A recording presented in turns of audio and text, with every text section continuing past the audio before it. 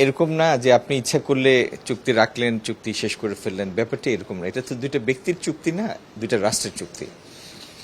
আর যে কোনো চুক্তি দুইটা পক্ষের মধ্যে হয়, এবং দুইটা পক্ষ যখন কোনো একটা বিষয়ে আলোচনা করে, তো সংশ্লিষ্ট পক্ষ তো তার জিনিসগুলিকে সুবিধা পাওয়ার জন্য চেষ্টা করে। একটা চুক্তিতে কিছু ধারা হয়তো কোনো একটা পক্ষে থাকে, আবার কিছু একটা ধারা অন্য পক্ষের অনুকূলে থাকে। এই দুইটার সম্মেলনে, সমন্বয়ে উভয় পক্ষের জন্য একটা উইন উইন সিচুয়েশন তৈরি করার চেষ্টা হয়। তো এই চুক্তিটা একটা বাস্তবতা, এটা আমরা ইনহেরিট করেছি, উত্তরাধিকার সূত্রে পেয়েছি। এই চুক্তির থেকে যতটুকু সম্ভব আগামী দিনে ট্রেড এবং ইনভেস্টমেন্টের জন্য আমরা আমাদের অনুকূলে চুক্তিটাকে কাজে লাগাতে পারি, সেটাই হবে আমাদের আগামী দিনের প্রচেষ্টা। ধন্যবাদ। আমাদের, আপনারা জানেন যে 301-এ একটা ইনভেস্টিগেশনের জন্য একটা প্রসেস জারি করেছেন, শুরু করেছেন, ইনিশিয়েট করেছেন মার্কিন যুক্তরাষ্ট্র।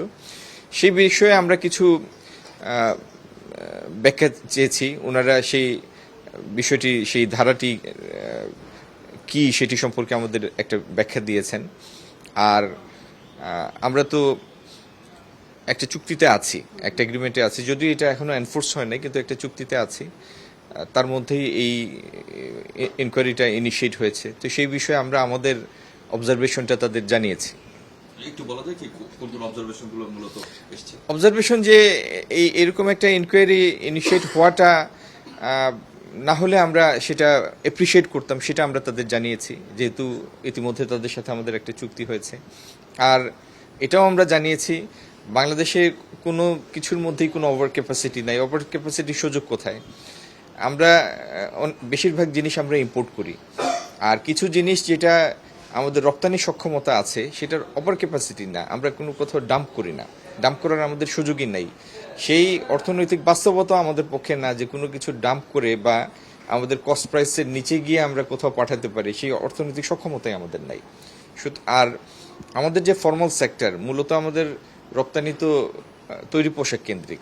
তো সেইখানে সেই ফর্মাল সেক্টরটা এত বেশি স্ট্রিক্ট কমপ্লায়েন্সের মধ্যে আছে, সেখানে আপনার যে শিশু শ্রম বা অন্য কোনো ধরনের আইনের ব্যত্যয় হওয়ার কোনো সুযোগই নাই, এত স্ট্রিক্ট কমপ্লায়েন্স ক্রাইটেরিয়ার মধ্যে এটা অপারেট করে। এগুলি আমরা তাদেরকে জানিয়েছি।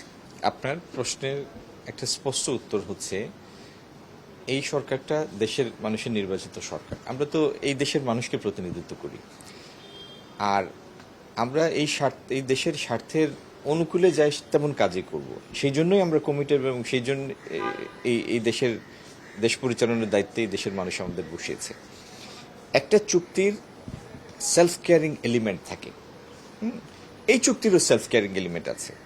আমাদের কাছে যদি কোনো সময় মনে হয় যে এই চুক্তির কোনো একটি ধারা বা একাধিক ধারা যেটি বাংলাদেশের স্বার্থের অনুকূল না, সেটাকে কারেক্ট করার প্রভিশনও এই চুক্তির মধ্যেই আছে। সুতরাং এটি নিয়ে অহেতুক আপনাদের চিন্তান্বিত হওয়ার বা আতঙ্কিত না হওয়ার জন্য আমি অনুরোধ করব।